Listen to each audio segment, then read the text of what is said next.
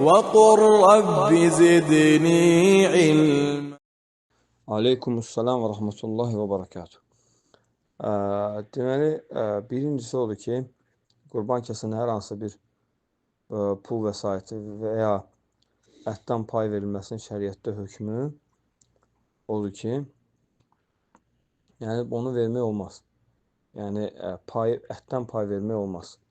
Necə ki, bu barədə alimlərin fətvaları var və bu barədə hədislər, əsərlər də var ki, yəni qurban kəsənə yəni ətdən pay verilməz. Ancaq pul olaraq pul vermək olar.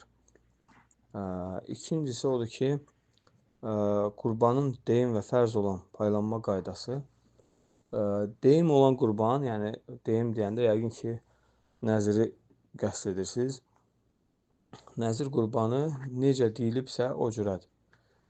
Necə ki, bu barədə Şeyx Fovzan, həmçinin Şeyx İbn Baz və digər alimlərin fətvaları da var ki, onlar deyirlər ki, yəni əgər qurban, yəni nəzir qurbanın hansı şəkildə niyyət olunubsa, o şəkildə paylanmalıdır. İnnəməl əməlu bin niyyət. Əməllər niyyətlərə görədir. Əl-umur bi məqasidihə. Yəni işlər öz qəsdlərinə görə, yəni əməllərə, yəni qəsdlərinə görə hökm verilir. Yəni əgər nəzir deyən kəsin niyyəti onu hamısını paylamaq olubsa, hamısını paylamalıdır, özünə götürə bilməz. Özü yeməsi ondan haramdır. Amma əgər nəzir deyən kəs onu həm yəni ümumi deyibsə və paylanmasında bir niyyət etməyibsə, onda oradan özünə də götürə bilər, paylaya da bilər. Və paylamağında bir qayda yoxdur. Misal üçün 5 yerə geçsin, 10 yerə geçsin, 3 yerə geçsin. Yəni necə asandır, belə edə bilər. Üçüncü odur ki, belə ümumən paylanmaq barəsində misal üçün qədimdən belə bir şey gəlib,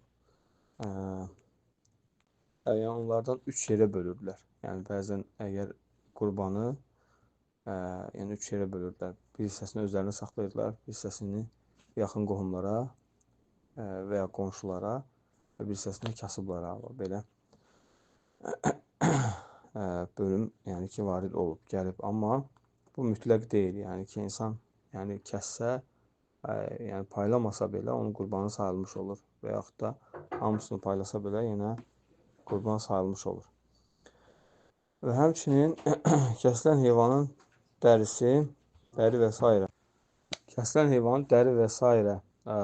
atılan hissələrini nə etmək lazımdır? Yəni, ümumən bu hissələri yəni, imkan daxilində yəni, istifadə etmək lazımdır.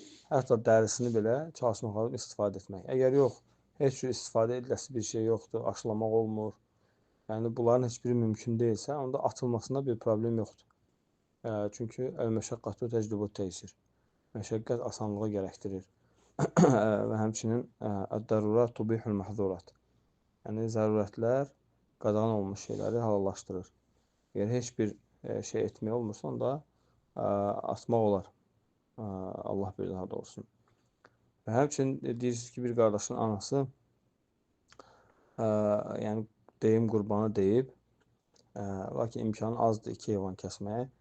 Yəqin ki, burada qəsd edirsiniz ki, yəni o həm qurban vaxtına düşür, həm də niyyət, yəni nəzir qurbanı deyib. Yəni o vaxtı birini edir.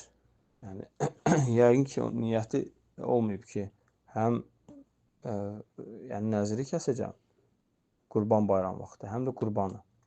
Yəqin ki, nəzir edib ki, qurban vaxtı mütləq qurban kəsəcəm.